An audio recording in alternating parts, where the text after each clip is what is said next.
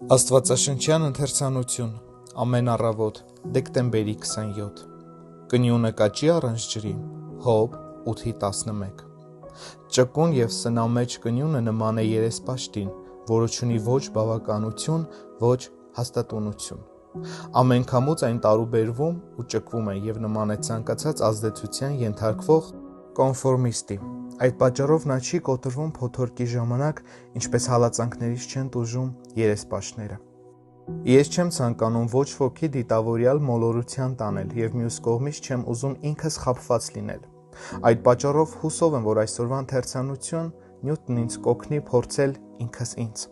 Երեսպաշտ եմ ես, թե ոչ։ Կնյունը բնականաբար աճում է ջրում, արմատավորված մածուցիկ ճահճում, բայց բավական է ճահիճը չորանա, կնյունն անմիջապես թոշնում է։ Նրա կյանքը սկզբից մինչև վերջ կախված է հանգամանքներից։ Ջրի առատության դեպքում այն վառ կանաչ է, իսկ երաշտի դեպքում անխուսափելիորեն մահանում է։ Արդյոք դա նաև ինձ չի վերաբերվում։ Արդյոք ես Աստծուն ծառայում եմ միայն բարենպաստ հանգամանքներում, երբ հավատը եկամուտ ու հարգանք է բերում։ Արդյոք ես Տիրոջը սիրում եմ միայն այն ժամանակ, երբ նրա ձեռքից նյութական բարիքներ եմ ստանում։ Եթե այո, ապա ես ողորմելի երեսպաշտ եմ և թառամող կնյունի նման անպայման կմեռնեմ, երբ մահն ինձ կբաժանի աշխարհի ուրախություններից։ Բայց եթե ես կարողանամ ձեռքը սրտից դնելով ասել, որ երբ նյութական բարիքները քիչ էին, իսկ հանգամանքները խոչընդոտում էին,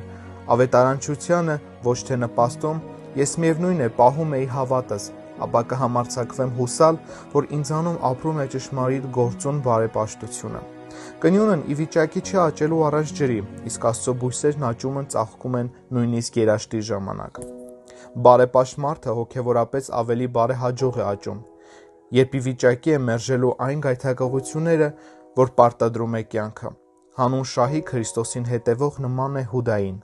Հանուն ձկան ու հացի հետևողները սատանայի զավակներն են,